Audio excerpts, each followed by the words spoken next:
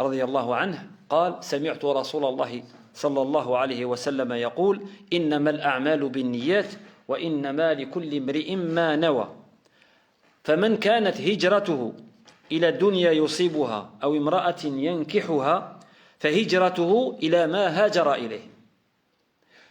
Maintenant, moi, pour que la majorité d'entre vous le comprennent, qu'est-ce que je fais? Je vais le traduire en français. D'accord? Quand je vais le traduire en français, je vais, moi, faire un effort pour aller chercher le mot qui me paraît le plus près. Ça, c'est mon travail. Ça, tu peux le critiquer. Tu peux, peut-être, Ayoub, il connaît mieux le français que moi, il va me dire, il y a un mot qui est beaucoup plus près de ça. Là, peut-être que tu aurais pu ne pas utiliser ce mot. Je ne peux pas lui dire non. Il peut me critiquer là-dessus. Mais si Ayoub me dit, attends, je ne pense pas que l'a'mal bin niyat, je ne pense pas que c'est pertinent. Là, il critique qui? Il critique Rasulullah sallallahu alayhi wa sallam. Donc nous, Bukhari, on peut le critiquer dans sa façon de faire. Pas nous, je veux dire, hein, pas moi et toi et ainsi de suite. Ceux qui sont de son rang, les savants, peut dire le fait qu'il ait choisi de commencer par là, alors que Muslim, il a commencé par autre chose, ça, c'est du travail, on peut le critiquer. On ne va pas critiquer le hadith. Tu vois ce que je veux dire? Donc, un naql, c'est quoi? Moi, je te dis qu'il y a deux voitures, peut-être qu'il y a des morts et ainsi de suite, c'est moi qui interprète. D'accord? Là, tu peux me critiquer là-dessus. Mais le fait qu'il y a un accident, il y a un accident. Ça, je te l'ai rapporté. J'ai vu quelque chose, je l'ai rapporté. Donc, ce que fait Bukhari, qu'est-ce qu'il fait? Il rapporte des hadiths qui existaient à son époque. Qu'est-ce qu'il a fait? Son travail, c'était quoi? D'abord, organiser un livre par chapitre. Et trouver pour chaque chapitre un hadith. Il y a même, vous verrez, il y a des chapitres où il y a écrit chapitre tel, il n'a pas trouvé de hadith qui correspond à ce chapitre. Il a laissé l'énoncé du chapitre, il n'a pas trouvé de hadith, non pas qu'il y a le premier hadith qui est celui-là. Donc vous voyez la traduction, ça va être un peu... vous voyez, c'est, par exemple, le hadith, celui-là, il est connu. Le bab, le chapitre, c'est كيف كان بدء الوحي إلى رسول الله صلى الله عليه وسلم. Ça, c'est le premier chapitre. Comment a commencé la révélation à Rasulullah sallallahu alayhi wa sallam? Quelles sont les prémices de la... Comment ça se fait qu'un homme qui n'était pas messager, un jour il a reçu la révélation? Comment il l'a reçu? Et le début de la révélation faite au messager d'Allah subhanahu wa ta'ala, rétribué que selon ce qu'il a entendu faire. À celui qui a accompli l'hégire pour obtenir quelque bien en ce bas monde, ou pour épouser une femme, son hégire lui sera compté selon ce qu'il cherchait. Je trouve que c'est un peu quand même compliqué, la traduction. En fait, ça dépend pour qui on traduit, au fait. C'est pour ça que Ali ibn Abi Talib, il a dit « Parlez la langue des gens, sinon vous allez les mettre dans la discorde. » Parlez la langue qu'on comprenne les gens. En fait, il faut d'abord, pourquoi c'est difficile pour lui? Je ne suis pas en train de critiquer celui qui a traduit. Pourquoi c'est difficile? Parce que le mot qui est là, hijra, est très difficile à traduire. Très difficile à traduire. Un arabe, il le comprend. Il le comprendra dans son contexte. C'est-à-dire quand il y a une phrase où il y a hijra, qui par un seul mot. Mais quand on écrit un livre, on ne peut pas à chaque mot mettre 4 ou 5 lignes pour les... Sinon, le livre de Bukhari, il faudra 50 livres pour le mettre en français. Donc ils sont obligés de trouver un mot. Ça veut dire, par contre, les jeunes, si vous ne comprenez pas quelque chose, n'hésitez pas à poser une question. Et si vous avez quelque chose, d'accord, n'hésitez pas à poser une question. On a dit que la première fois que c'était justement pour qu'on ait un échange. Ce n'est pas juste un monologue comme ça. Si quelqu'un a quelque chose à dire, il peut le dire. Donc ça veut dire quoi? Al-hijra, ça veut dire quoi? D'abord, al-hijra, ça veut dire, dans le sens où il y a dans ce hadith, ça veut dire quitter un endroit pour aller vers un autre endroit. D'aller vivre en Suède, par exemple. C'est froid. Mais si toi tu aimes le froid, pourquoi tu serais allé en Suède? Parce que tu aimes le froid. D'accord? Quelqu'un qui aime le calme, par exemple, qui quitte une ville pour aller à la campagne. Il y en a beaucoup. Si on lui dit, pourquoi tu as quitté Paris pour venir vivre à Lure quand même, je veux dire, ou je ne sais pas, il va te dire, ben, moi j'ai quitté le bruit, la vie trop vite et tout pour venir ici, un peu de calme et tout ça. Pourquoi oui, son intention c'est quoi? C'est de trouver le calme. Donc son action, il ne sera rétribué par Allah. Ici, rien du tout. Pourquoi? Parce qu'il a voulu. Les filles s'habillent n'importe comment et tu décides de sortir de ce quartier et d'aller, même si c'est à 2-3 kilomètres. Ça s'appelle une hijra. Pourquoi tu l'as fait? Là, c'est une hijra pour Allah. Parce que si tu restes là, tu sais que tu peux tomber dans le... Ça, c'est le fait de quitter pour quelque chose. Et ce hadith veut nous dire quoi? Veut nous dire que demander aux musulmans de partir, de quitter la Mecque et d'aller vers Médine, c'était devenu une adoration, une obligation. Tous ceux qui pouvaient aller, partir, laisser la Mecque et aller à Médine et qui ne le faisaient pas, désobéissaient à Rasulullah et à son prophète. Et Allah subhanahu wa ta'ala. C'est comme si on leur avait demandé de faire la prière et qu'il ne le fait pas. C'est exactement la même chose. C'était devenu vraiment de l'adoration. Tout le monde est parti. Et Rasulullah sallallahu alayhi wa sallam, il veut leur expliquer qu'est-ce que ça veut dire l'intention. Parce que toutes nos adorations physiques ont besoin d'intention. C'est pour ça qu'il leur dit Innamal a'malu binniyat. Les actes ne valent que par l'intention qu'on y met.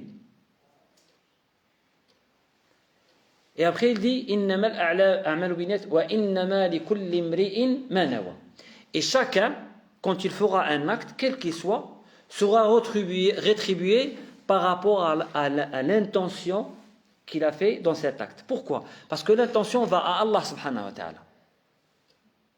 Il n'y a qu'Allah qui la connaît.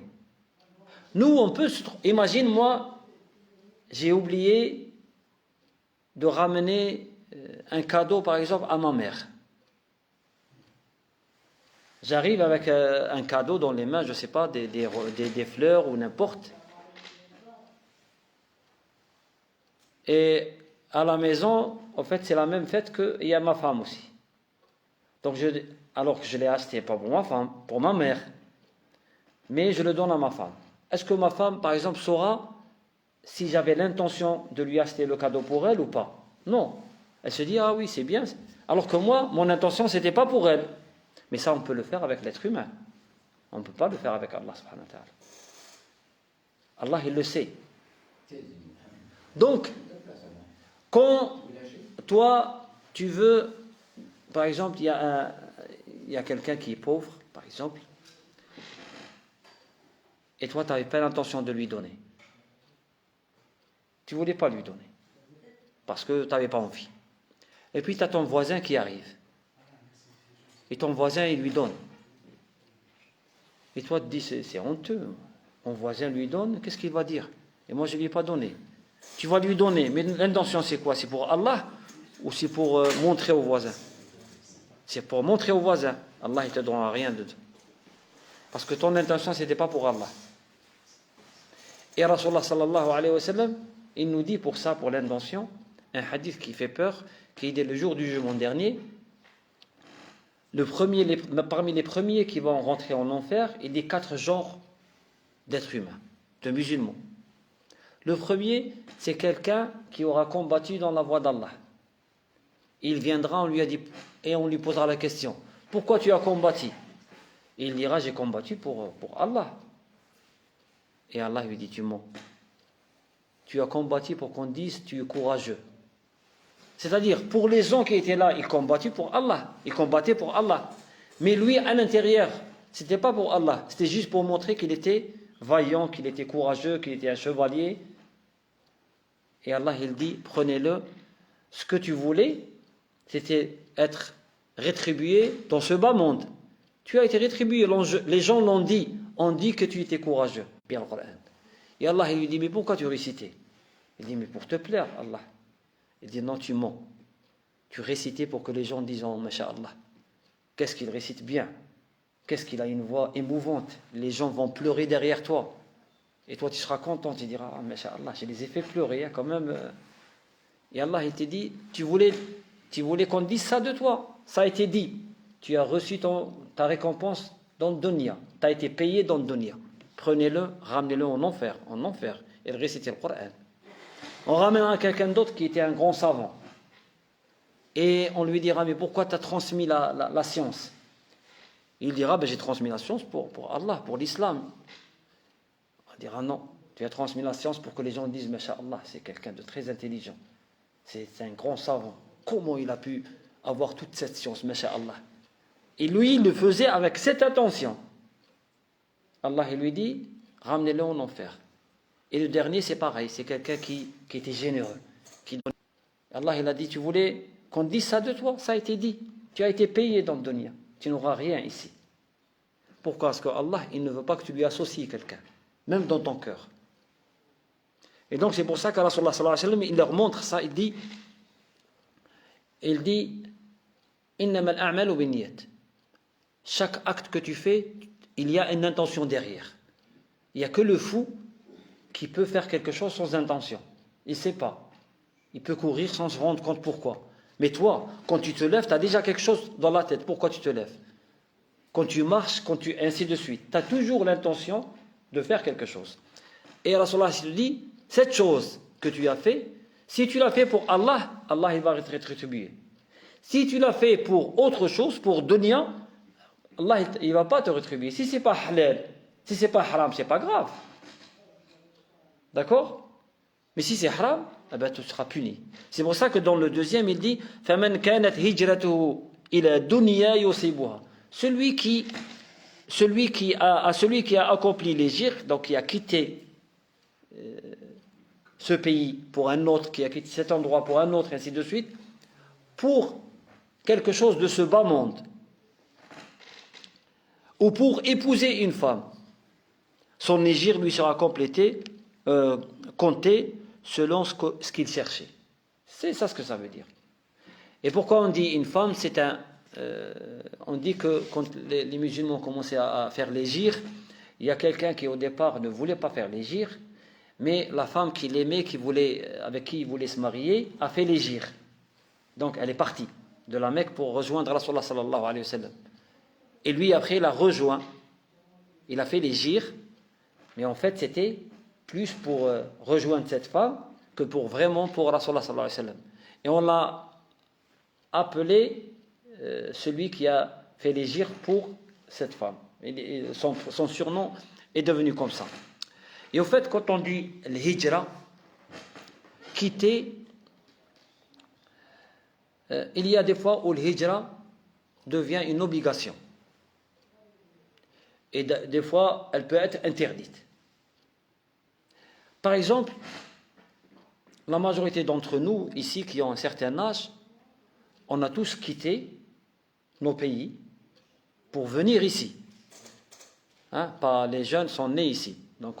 Mais je parle des parents, peut-être des grands-parents, qui sont partis du Maroc, de l'Algérie, de l'Afrique, de Tunisie, tout ce que tu veux, et qui sont venus dans ce pays. Pourquoi ils sont venus? Moi, je parle pour moi-même, parce que je ne peux pas parler des autres, parce que c'est quelque chose qu'Allah... Mais je ne suis sûrement pas venu pour Allah. Je suis venu pour chercher une vie meilleure. Je suis venu pour dunya, je ne suis pas venu pour propager l'islam et tout ça. D'accord? On pourrait dire ça, mais ça serait juste un mensonge pour plaire à quelques-uns, mais ça ne t'amènera absolument à rien. Est-ce que cette hijra-là est halal ou haram? Vous ne répondez pas? Il faut demander au patron. Est-ce que c'est halal ou haram de quitter son pays pour venir dans un autre pays, pour travailler, pour vivre, C'est-à-dire Ça dépend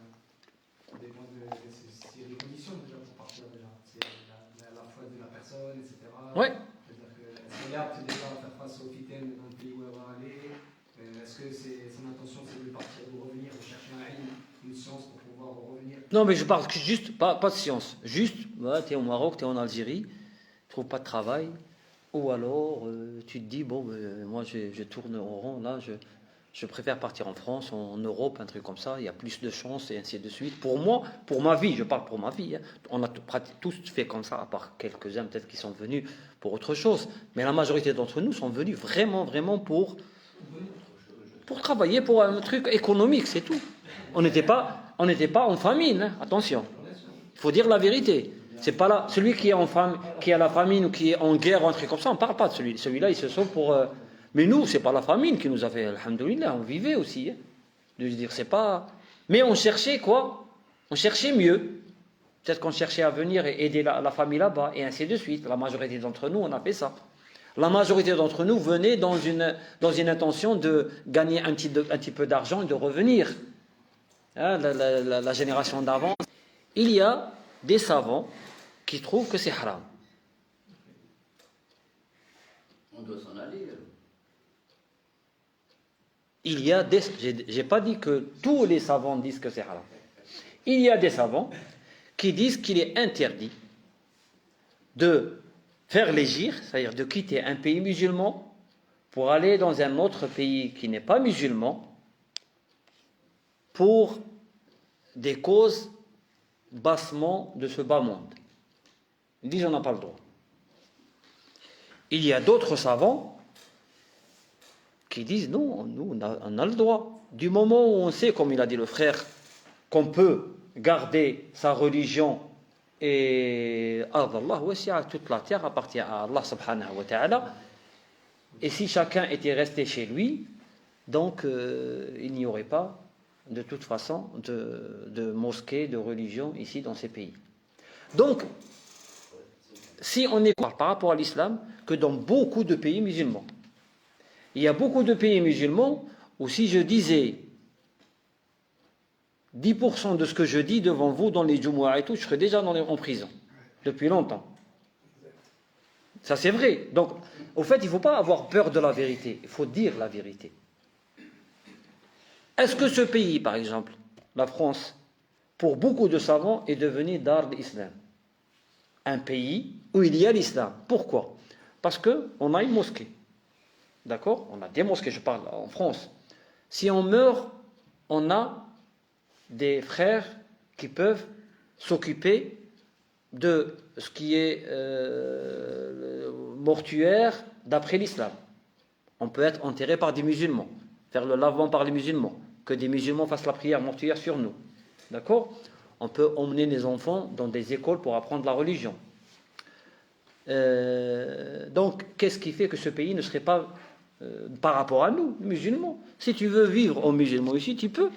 Tu peux travailler, gagner ta vie, venir à la mosquée, repartir, partir au Hajj. Personne n'est venu ici pour te dire attention, interdit de faire la prière, interdit de partir au Hajj, interdit de faire cela. Non. Le jour où on te l'interdira, là tu seras obligé de partir. Et moi je dis, beaucoup de choses, si maintenant par exemple on l'applique dans ces pays, ici ou dans un autre pays, hein, parce qu'on parle du voile par exemple. Il y a des pays où il n'y a pas longtemps, des pays musulmans où porter un voile c'était interdit. Il y a beaucoup de pays musulmans, en France, une fille qui porte le voile, à la fac, elle n'a pas de problème.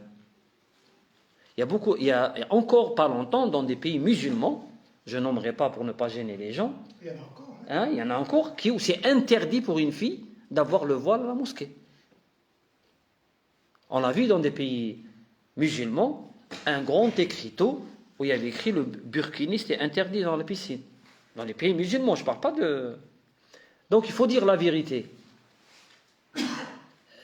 C'est vrai qu'il y a des choses en France, et même en France, en Europe, que nous, les musulmans, nous dormons, donc nous ne faisons rien. Donc on peut améliorer par la voie du vote, de participer à la vie ici en France et tout, et de proposer des choses légalement pour avoir légalement le droit de faire ceci ou de faire cela. Mais il y a beaucoup de choses qu'on fait dans ce pays qu'on ne fera pas dans beaucoup de pays musulmans. Il y a beaucoup de choses qu'on peut dire ici et qu'on ne peut pas dire dans les pays musulmans. C'est vrai aussi.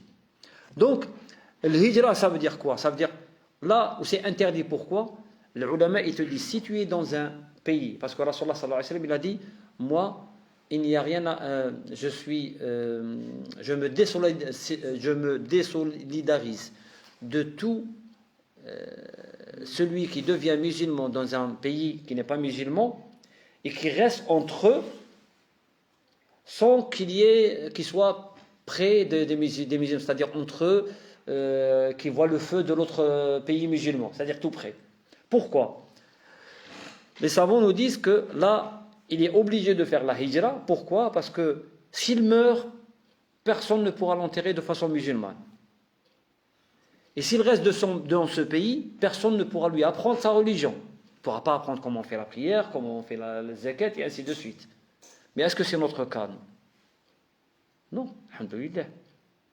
Tu peux faire comme tu veux ici. Tu peux faire ta zakat, tu peux apprendre ta religion, tu peux envoyer tes enfants apprendre ta religion. Donc, l'hijra, dans ce cas-là, n'est pas haram dans beaucoup pour beaucoup de savants. Le fait de quitter, quand on dit l'hijra, c'est-à-dire quitter un endroit ou quitter une personne. Par exemple, on a un autre hadith de Rasulullah sallallahu alayhi wa sallam qui parle de hijra, qui dit, en arabe, il dit La yahillu limri'in muslimin an yahjura akhahu fawqa thalath. Il n'est pas permis à un musulman de... Comment on traduit ici? On peut traduire par quitter, s'éloigner, fuir, s'écarter. En tout cas, Rasulullah sallallahu alayhi wa sallam, il nous dit qu'il est interdit d'éviter son frère musulman, de se fâcher avec lui pendant 3 jours. Il dit quand ils se rencontrent, celui-là l'évite et l'autre il l'évite. D'accord? Il l'évite avec l'apostrophe, c'est pas il va dans le ciel. Et il dit, et le meilleur d'entre eux, c'est le premier qui dit salam. Et là, c'est une hijra. C'est-à-dire, on s'est éloigné, on a quitté ce frère. Rasulullah sallallahu alayhi wa sallam te dit, c'est interdit. Si tu prends le hadith comme il est-ce que c'est toujours interdit de ne pas parler à son frère musulman au-delà de 3 jours? Est-ce que c'est dans l'absolu? Non. Il y a des situations où tu es obligé de t'éloigner de lui. Là, Rasulullah s'énerve, je te parle plus. Ils se voient, ils viennent à la mosquée tous les deux, quelqu'un s'assoit par là et l'autre s'assoit par là, ils ne se parlent pas. Il dit salam alaykum à tout le monde sauf à lui. Et ainsi de suite. Et donc ils ne se parlent pas. Au-delà, Rasulullah sallallahu alayhi wa sallam, il leur a donné 3 jours pour que l'énervement s'en va, qu'on réfléchisse un petit peu, et on dit bon, ça ne vaut pas le coup quand même, je vais aller le voir, ou ainsi de suite. 3 jours, c'est déjà pas mal. Mais par contre, si tu as un ami, par exemple, qui est toujours dans le vice, qui fait que ce que Allah subhanahu wa ta'ala n'aime pas. Par exemple, tu as un ami qui fume le hashish. Et tu lui dis, bon, qui prépare la prière, et qui regarde n'importe quoi sur son portable. Tu vois? Mais c'est ton ami, tu as été avec lui à l'école. Alors quand tu restes avec lui, déjà toi tu es en danger. Parce que tu peux tomber dans le même piège. Tu peux être avec lui, que la police arrive, et qu'ils le prennent lui, qu'ils te prennent toi avec. Tu te retrouves en garde à vue, machin, des problèmes avec tes parents, et ainsi de suite. D'accord? Tu peux être attiré parce qu'il regarde de haram dans son portable. Et ainsi de suite. Dans ce cas-là, toi, tu peux lui dire, franchement, tu devrais arrêter de faire ça. Moi, si tu n'arrêtes pas, je vais pas continuer, on ne va pas continuer à s'asseoir ensemble et tout ça. Mais à un moment, tu es obligé, si tu n'écoutes pas, de partir et de le laisser. Et là, tu pars complètement. Pourquoi? Parce que si tu restes avec lui, tu seras dans le haram toi aussi. D'accord? Allah subhanahu wa ta'ala, il dit à son prophète, sallallahu alayhi wa sallam,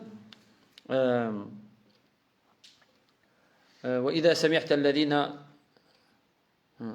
si tu entends ceux qui disent n'importe quoi par rapport à nos versets, ne reste pas avec eux. فَلَا تَقْعُدُوا مَعَهُمْ وَلَقَدْ أُنزِلَ عَلَيْكُمْ فِي كِتَابِ أَنَّكُمْ إِذَا سَمِعْتُمْ آيَاتِ اللَّهِ يُسْتَهْزَأُ بِهَا فَلَا تَقْعُدُوا مَعَهُمْ حَتَّى يَخُوضُوا فِي حَدِيثٍ غَيْرِهِ. Ne restez pas avec eux. Allah, là, qu'est-ce qu'il te demande? De faire l'hijra. Tu es dans un endroit et quelqu'un commence à rigoler de Rasulullah sallallahu alayhi wa sallam. D'accord? Ou du Coran. Même s'il est musulman. Il dit des blagues. Tu lui dis, bon, ça se fait pas. On ne fait pas des blagues sur le Coran. On ne fait pas des blagues sur Rasulullah sallallahu alayhi wa sallam. S'il ne s'arrête pas, tu es obligé de te lever. Obligé de partir. Par exemple, quelqu'un, une femme par exemple, on dit toujours le contraire, mais une femme qui va vivre avec un homme qui boit, qui ne fait pas la prière, qui vole, qui fait tout, ou qui devient athée, qui lui dit vraiment, moi je ne crois plus en Allah subhanahu wa ta'ala. Est-ce qu'elle doit rester avec lui? Non, elle doit partir. Une femme qui vit avec un homme qui la traite comme moins que rien, toute sa vie. Est-ce qu'elle peut rester avec lui? Non, elle doit partir. Et ainsi de suite. Donc il y a des moments où on doit faire l'hijra et des moments où non. Si je suis avec un frère qui peut m'écouter et tout, ou je suis dans une assemblée, même s'ils ne sont pas à 100%, ils ne viennent pas à la mosquée, machin, mais je sais que je peux, en restant avec eux, peut-être en tirer un ou deux. Si j'ai cette capacité, je reste avec eux. Pourquoi? Pour essayer d'en sortir un ou deux. Donc, ce n'est pas dans l'absolu quand Rasulullah sallallahu alayhi wa sallam dit ça, par rapport à l'hijra, il faut regarder les situations. Et ce hadith-là, vous voyez qu'il n'a rien à voir avec le premier chapitre de Bukhari. Le premier chapitre de Bukhari s'appelle le début de la révélation. كيف بدأ الوحي إلى رسول الله صلى الله عليه وسلم. Comment a commencé la révélation pour Rasulullah sallallahu alayhi wa sallam. Et pourquoi, à votre avis, il a mis ce hadith ici, qui n'a rien à voir avec ça? Tout ce travail serait zéro. Tous ces 17 ans où il a ramassé essayé de sortir ce hadith, 17 ans, serait 17 ans pour rien. Il te montre que lui, et toi aussi, quand tu veux faire quelque chose, tu dois d'abord commencer par que ton intention soit à 100% pour Allah subhanahu wa ta'ala. Et vous voyez, il a ce hadith, il va le mettre dans d'autres endroits, et ce hadith est connu, mais il y a un bout de phrase qui manque ici. Et il a رسوله فهجرته إلى الله ورسوله ومن كانت هجرته لدنيا يصيبها أو امرأة ينكحها فهجرته إلى ما هاجر إليه. Lui, donc dans le hadith, il dit les actes ne valent que par l'intention et chaque acte sera jugé ou sera rétribué selon l'intention qu'on y met. Celui dont le hijra, ce mouvement est pour Allah et son prophète, ce mouvement, cette hijra sera pour Allah et son prophète. Et celui dont le mouvement, le fait de quitter un endroit vers un endroit sera pour dunya ou pour se marier avec une femme, il sera rétribué par rapport à ça. Il a enlevé le Bukhari, il a enlevé la partie où il y a celui qui quitte ou qui bouge pour Allah et son prophète, cette action sera pour Allah et son prophète. Pourquoi il a enlevé? Les ulama, ils disent pour sortir de l'ostentation. Parce que s'il te dit ça, c'est comme si tu disais, moi, je fais ça pour Allah et son prophète. Il a enlevé pour qu'on ne se rende pas compte que il veut garder pour lui. Tu vois ce que je veux dire? Parce que s'il le met, c'est comme si tu dis, voilà, moi j'écris ce livre pour Allah et son prophète, et je te mets le premier hadith de Rasulullah sallallahu alayhi wa sallam. Non, il a enlevé du hadith. Mais dans d'autres endroits, il va le remettre. Voilà, pour te montrer la sagesse de cet homme. Et vous voyez, niya, l'intention, est très importante. On a l'être humain, quand il fait l'adoration, on a les adorations du corps et les adorations du cœur. Les adorations du corps ont toutes besoin d'intention. Les adorations du cœur, non. C'est quoi les adorations du cœur pour vous? Les adorations du corps, la prière, le jeûne et tout ça, c'est l'adoration du corps. Mais c'est quoi l'adoration du cœur? Qu'est-ce que tu adores avec ton cœur? Qu'est-ce que tu fais comme adoration avec ton cœur? L'attestation, donc on le fait avec la langue. Ouais. Ouais. Oui, voilà, tu as raison. La crainte, par exemple. Khawf min Allah. La crainte, c'est pas un acte qu'on fait avec les mains. Tawakkul ala Allah, le fait de se fier à Allah subhanahu wa ta'ala. C'est un acte du cœur. Et ces actes-là n'ont pas besoin d'intention. D'accord? Ce qui n'a pas besoin d'intention aussi, c'est le fait de ne pas faire quelque chose. Non, ce n'est pas une intention. Par contre, si je fais l'intention, est-ce que c'est haram ou pas? Non, ce n'est pas haram et je peux même gagner beaucoup plus de hasanat. D'accord? Si quelqu'un t'amène un verre d'alcool, il ne sait pas que tu ne bois pas. Tu es au travail et il a ouvert une bouteille et il a donné des verres à tout le monde et puis il t'amène ton verre. Et toi, tu vas lui dire merci, mais je ne bois pas d'alcool. Niya, par exemple, elle est dans tout acte qu'on a. Et tout acte sur lequel on ne fait pas niya, il n'est pas considéré comme une adoration. Par exemple, si moi, on a déjà parlé de l'wudu, par exemple. Quand tu fais le wudu, est-ce que tu mets l'intention ou pas? Tu mets ou pas, toi? Hein? Walid? Wassim, tu mets ou pas? L'intention. Tu dis, je vais faire le wudu pour faire ça. Non.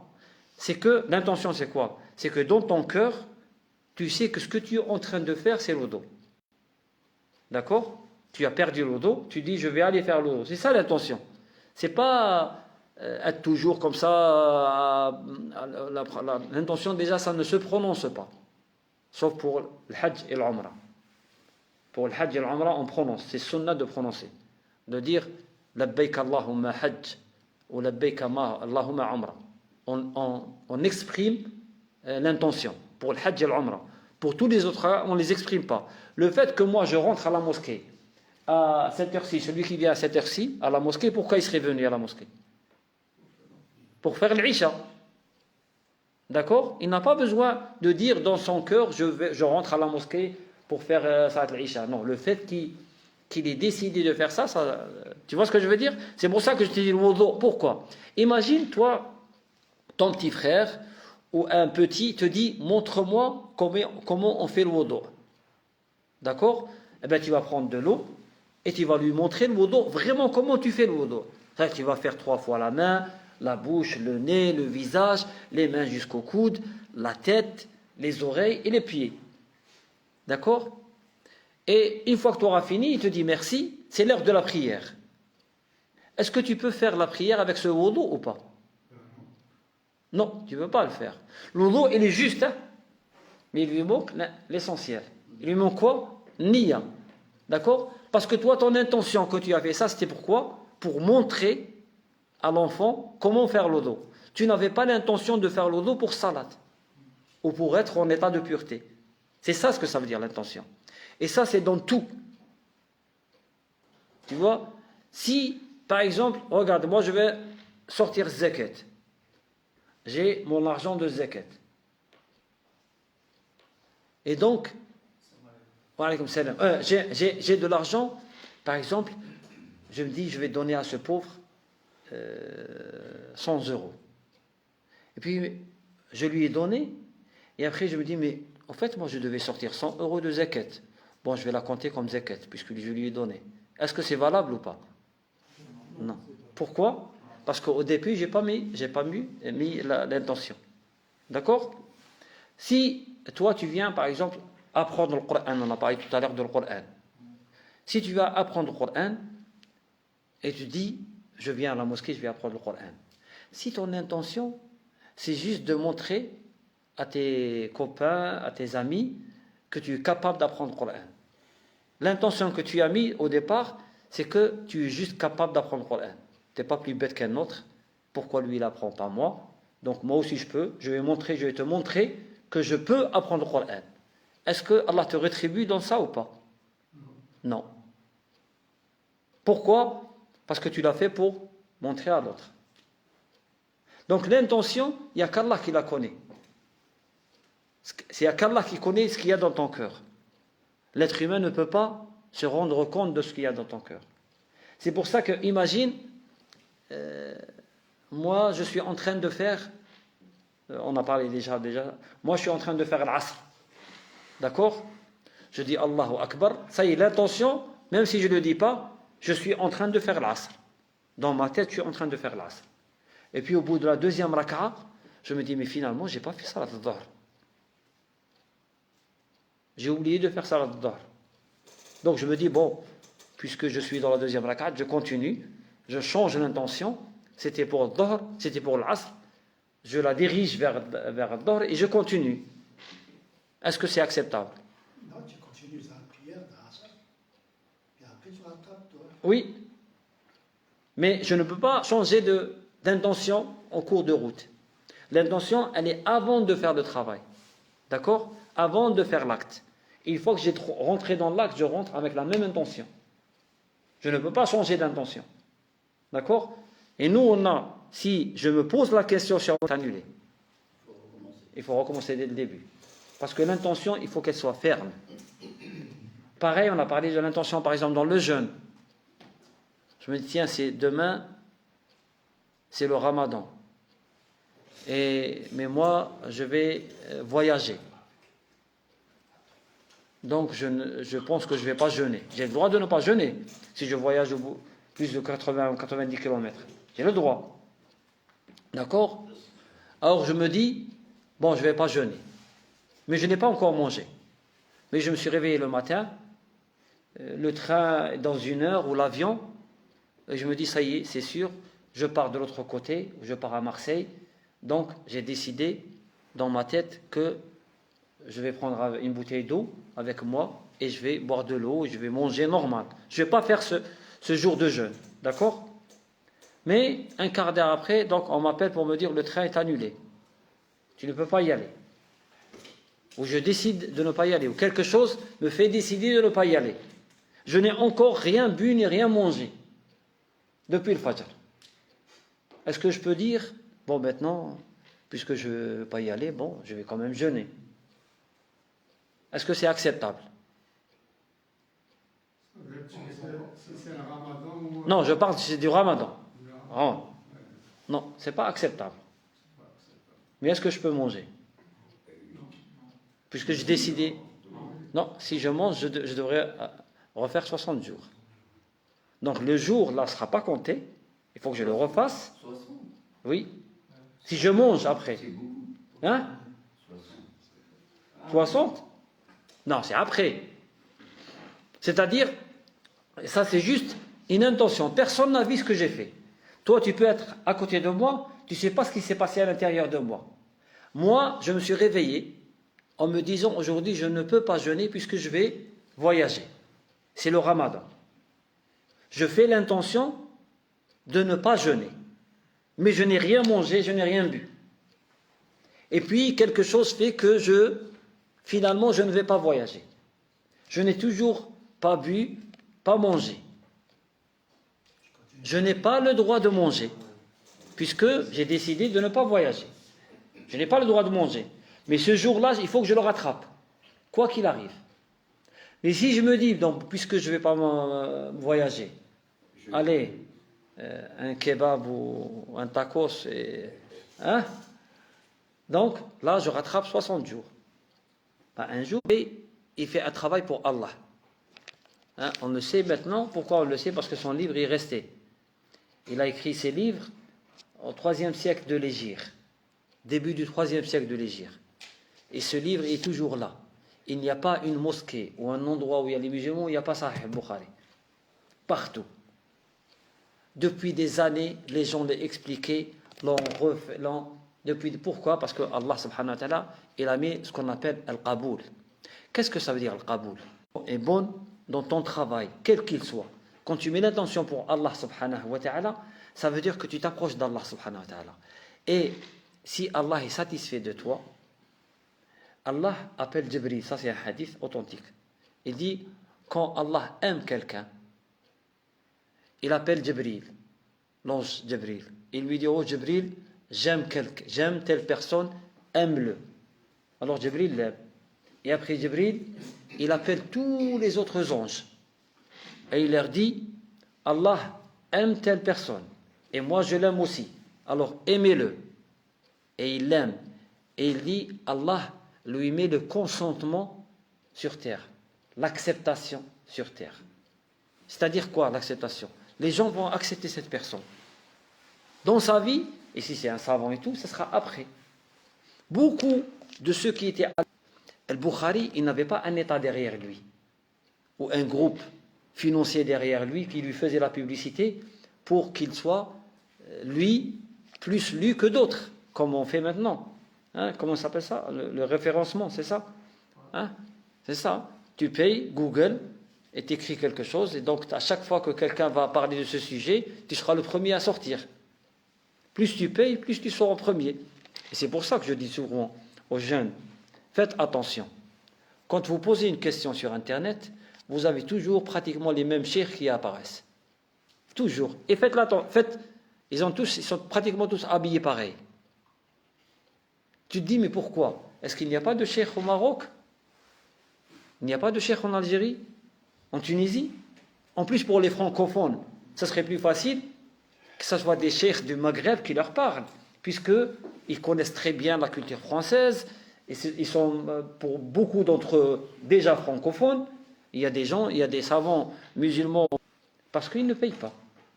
Ils n'ont pas un État derrière qui dit, tiens, moi je veux que ce soit mes propres visions qui soient dans le monde. Je veux que les jeunes, à chaque fois qu'ils posent une question, il sera toujours dans mon filet. Alors que peut-être sur cette question, peut-être que lui, il a raison, peut-être qu'un autre, il a raison, et ainsi de suite. Mais il ne te laissera pas sortir de son filet. Tu resteras dans ce filet, dans ses pensées, jusqu'à le moment où tu ne vas penser que comme lui. Et tu seras comme lui, c'est-à-dire tu diras, tous ceux qui ne pensent pas comme moi sont forcément des égarés. Et tu verras tes parents comme des égarés. Tu verras même les savants qui sont avant comme des égarés. Pourquoi? Parce qu'il t'a mis, on aurait pu dire, bon, il y a Sahih Bukhari, pourquoi je vais me fatiguer à écrire un livre aussi de hadith? Parce que ce n'est pas la même méthode. Et que chacun est libre d'avoir sa propre méthode. Et après lui, avant lui, il y a eu du monde, et ainsi de suite. La pluralité de la pensée musulmane, il y a des gens maintenant qui l'ont mis dans une certaine pensée, une certaine vision, et que tu n'as que cette vision, malheureusement.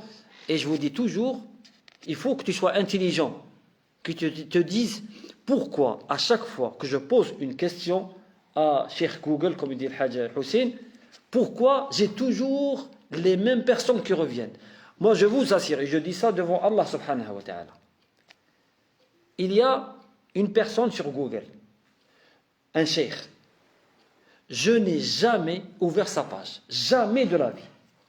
Je ne le connais même pas. Mais à chaque fois que je pose une question, que je cherche un hadith, il sort parmi les premiers. Je vous assure que normalement, il ne devrait jamais sortir, je ne le connais pas, même pas. Mais comment ça se fait qu'il sort à chaque fois que je pose une question? Son nom, derrière, il y a quelqu'un qui paye. Pour qu'à chaque fois, Google te le ressort. Pour qu'à un moment donné, tu vas y aller. Et ainsi de suite, et ainsi de suite. Donc, Bukhari, il n'avait pas ça. Si son livre, parmi tous les livres, est là, c'est qu'il y avait derrière la première ça, ce qu'il a dit lui. L'intention que ce n'est pas pour plaire à tel ou tel roi. Ce que tu fais dans ta vie et de la valeur, il faut qu'il y ait l'intention pour Allah subhanahu wa ta'ala. Ça, c'est la première des choses. Fais pour Allah. Allah ne change pas. Les gens changent. Regarde, même quand tu fais le bien, tu peux faire du bien à quelqu'un et après il va changer. Il va te dire tu m'as jamais rien fait. Ou alors il va devenir ton ennemi. Ou alors il va oublier. Tu seras obligé de lui dire mais tu te rappelles que je t'ai fait ça, ça nous est tous arrivé. D'accord? Pourquoi? Parce que des fois tu fais pour les gens. Mais si tu fais pour Allah, Allah il ne change pas. Jamais. Et Allah n'oublie pas. Ce que tu fais pour Allah, Allah te le rétribuera ici sur terre